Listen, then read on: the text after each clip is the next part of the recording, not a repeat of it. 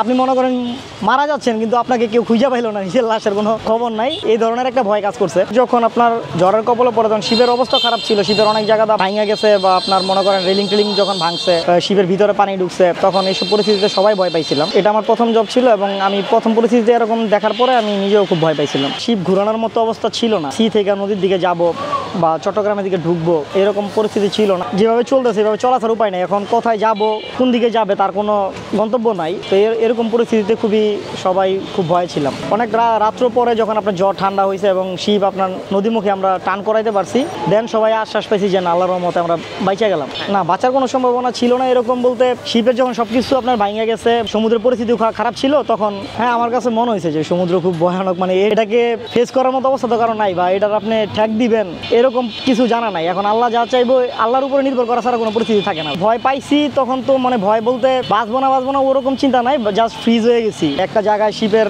Railing থাকে না, উপরে গ্যাংওয়ে, ঠিক আছে, ওটা আপনার শক্ত করে ধরে দাঁড়াইছিলাম। যদি এমন চিন্তা ভাবনা হয় যদি শিপ ডুবা যায় অন্ততপক্ষে মানুষের লাশ পাওয়া যায়, এরকম একটা চিন্তা মাথার মধ্যে তখন কাজ করছে, যাতে ফ্যামিলি মেম্বার বা কেউ খুঁজা পায়। এরপরে তো যখন বাইচে গেলাম তো বাইচেই গেলাম।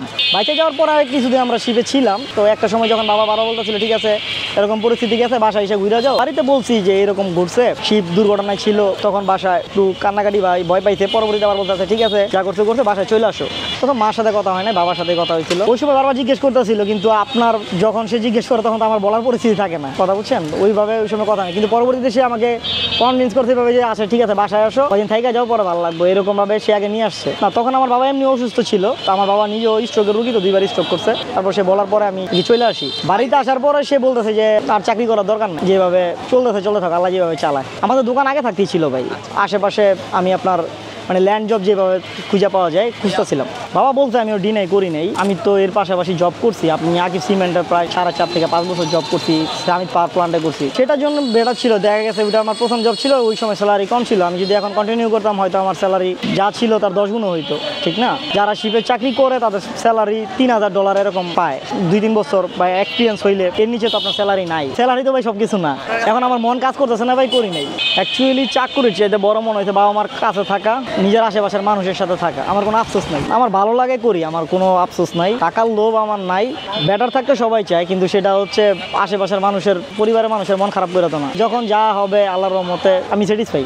এইভাবে করতেছি। তো আমি শুধু দোকানদারি করি না, এই পাশের গ্যারেজ আছে আমার, আরও ব্যবসা আছে, এই জন্য আমার কোনো আফসোস নাই ভাই। আল্লাহ রিজিক যেভাবে দান করে আমি সেটা নিয়ে স্যাটিসফাই। সেটার আফসোস আছে, একটা জায়গার একটা বিষয় নিয়ে পড়াশোনা করছি, সেই বিষয়ের উপরে চাকরি করতেছি না, এটার আফসোস আমার আছে। এটা মনের মধ্যে সবসময় থাকবে। রিলেটিভ যারা থাকে তারা সবসময় খোঁজা দিবে যে এইভাবে কন্টিনিউ করো নাই, বা নিজের জন্য নিজের আফসোস তো করতেই হবে। যখনই বলবে যে যাই করছো জীবনে কিছু করতে পারো না, এই কথাটা শুধু আমার জন্য না, যে কোনো মানুষই শুনবে তাদের সবার কাছেই খারাপ লাগবে। এখনো শুনি, মাঝে মধ্যে শুনি না তা না, শুনি, মাঝে মাঝে খারাপ লাগে, তবে শুয়ে গেছে শুনতে।